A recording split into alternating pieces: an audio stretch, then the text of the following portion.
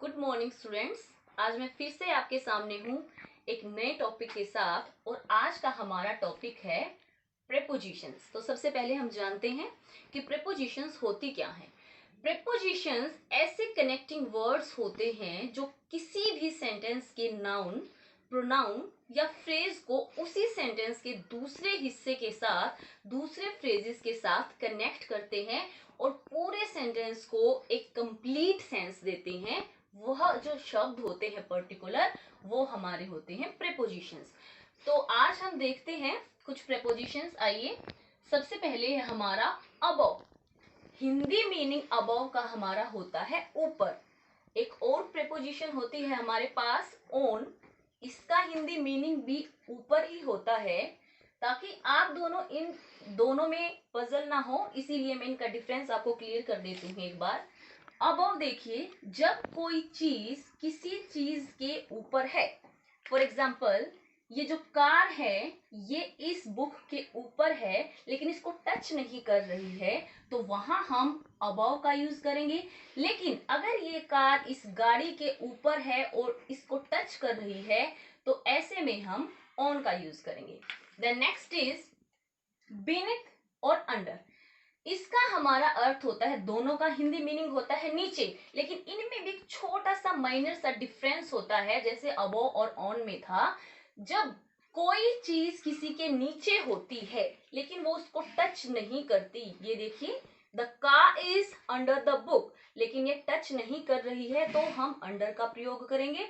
लेकिन अगर वही चीज बिनेथ कहाँ पे जाएगा, हमारा कोई चीज किसी के नीचे है लेकिन वो उसको इस तरह से टच कर रही है, छू रही है, तो वहां पर हम बिनेथ का प्रयोग करेंगे। नेक्स्ट है हमारा बिसाइड, मतलब साथ साथ। कोई भी चीज जब किसी के पास में होती है, साथ होती है, तो वहां पर हम बिसाइड का यूज करते हैं। Then inside. इनसाइड का मतलब होता है अंदर। जब कोई चीज किसी सीमा के अंदर, किसी बाउंड्री के अंदर होती है, वहां पर हम इनसाइड का यूज करते हैं। इनसाइड के साथ साथ मैं आपको इन और इनटू तीनों को एक साथ क्लियर कर देती हूँ ताकि कोई आप में से पजल ना हो। हमारा इन और इनटू, इसका भी मतलब में होता है और इनटू का मतलब भी में होता है, लेकिन इनमें क्या डिफरेंस है। जब कोई चीज किसी के अंदर है लेकिन वो मूवमेंट कर रही है, गतिशील है, ठीक है। जैसे मैं आपको एग्जांपल देती हूँ, ये देखिए ये एक क्लासरूम है और अगर यहाँ पर एक स्टूडेंट बैठा हुआ है तो मैं कहूंगी the student is in the class. लेकिन अगर वही स्टूडेंट ऐसे इस क्लास में घूमने लग गया, दौड़ने लग गया, यानी कि वो मूवमेंट करने लग गया, तो वहां मैं कहूंगी the student is running into the class. समझ गए। नेक्स्ट है हमारा बिहाइंड। कॉमन सा वर्ड है, पहले भी पढ़ चुके हैं। बिहाइंड मतलब पीछे। जब कोई भी चीज किसी के पीछे होती है तो हम वहां पर बिहाइंड यूज करते हैं। For example the car is behind the book. The next one is in front of. Behind से बिल्कुल अपोजिट, सामने। जब कोई चीज किसी चीज के सामने होती है तो वहां हम इन फ्रंट ऑफ का यूज करते हैं। Next is between. बिटवीन का हिंदी मीनिंग होता है बीच में।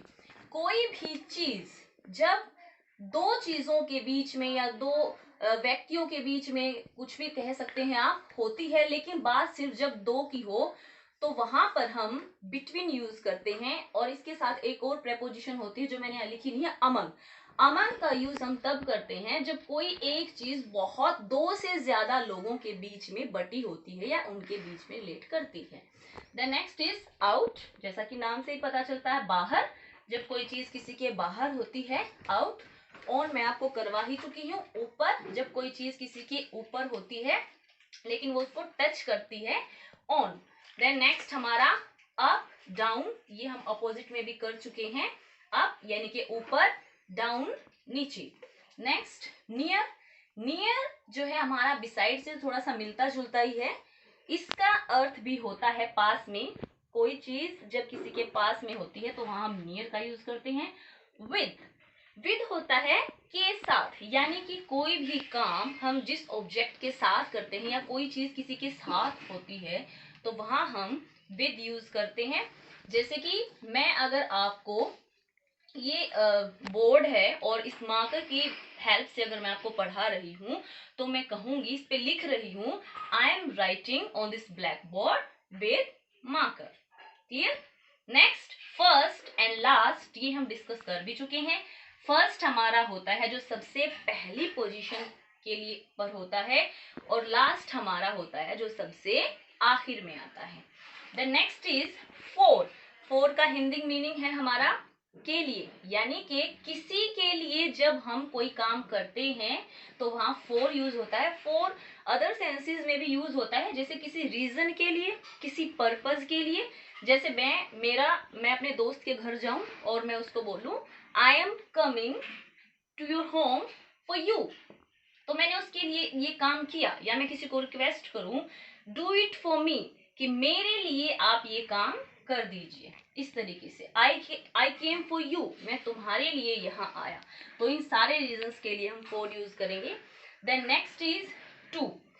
टू का यूज हम किसी पर्टिकुलर एक वे में नहीं कर सकते, बहुत सारे वेज होते हैं जिनमें हम यूज करते हैं। टाइम के लिए सबसे पहले मॉर्निंग, इवनिंग, आफ्टरनून, हम टू का यूज करेंगे।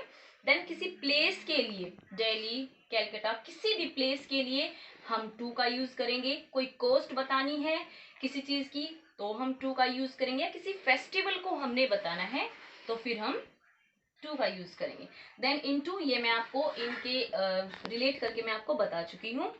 मेरे हिसाब से बच्चों आपको ये जो टॉपिक मैंने बताया है थोड़ा बहुत क्लियर हो चुका होगा, और बाकी का अब हम ये हमारा प्रैक्टिस है इसके थ्रू क्लियर करते हैं।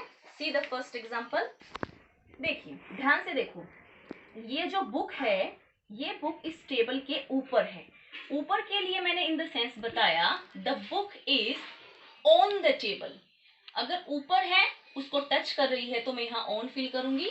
देन ये है मिस्टर राकेश और ये बैट के साथ खेल रहे हैं। मैंने आपको क्लियर किया था कि कोई भी काम जो किसी की मदद से किया जाता है, उसके साथ किया जाता है, तो वहां पर हम विद का यूज करते हैं।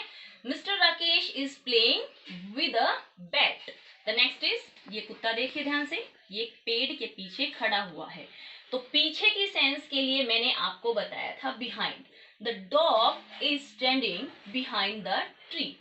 द नेक्स्ट वन इज, ध्यान से देखिए, ये कुत्ता है, ये इस पुल के नीचे, इस ब्रिज के नीचे खड़ा हुआ है, लेकिन ये आपस में टच नहीं कर रहे हैं, इसीलिए हम यहाँ बीनेथ नहीं अंडर यूज करेंगे।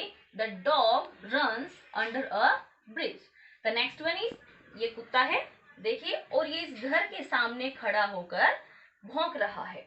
तो फिर सामने के लिए मैंने आपको बताया in front of, the dog is barking in front of the door. The next one is, कुछ बच्चे हैं, चिल्ड्रन खेल रहे हैं प्लेग्राउंड में। तो मे की सेंस में हमने बताया इन, ये बच्चे, the children are playing in playground. तो देखिए the next one is, the dog is sitting beside Ram. Beside यानी के पास में, ये कुत्ता राम के पास बैठा है, इसीलिए हम यहाँ पर बिसाइड यूज करेंगे। तो बच्चों ये थी आज आपकी वीडियो। इसमें सिर्फ आपने जो माइनर डिफरेंसेस होते हैं उनका ध्यान रखना है। जैसे कि अगर ये एग्जांपल देखिए एक बार, अगर ये चिल्ड्रन मूविंग पोजीशन में हैं, खेल रहे हैं, तो हम यहाँ इनटू करेंगे, लेकिन ये खेल रहे हैं, रेस्ट कर रहे हैं, अभी बैठे हैं वहां पर, तो हम वहां पर इन यूज करेंगे। तो ये थी बच्चों आपकी प्रेपोजिशन से रिलेटेड वीडियो। अभ्यास कीजिए, फिर मिलते हैं नेक्स्ट क्लास में एक नए टॉपिक के साथ।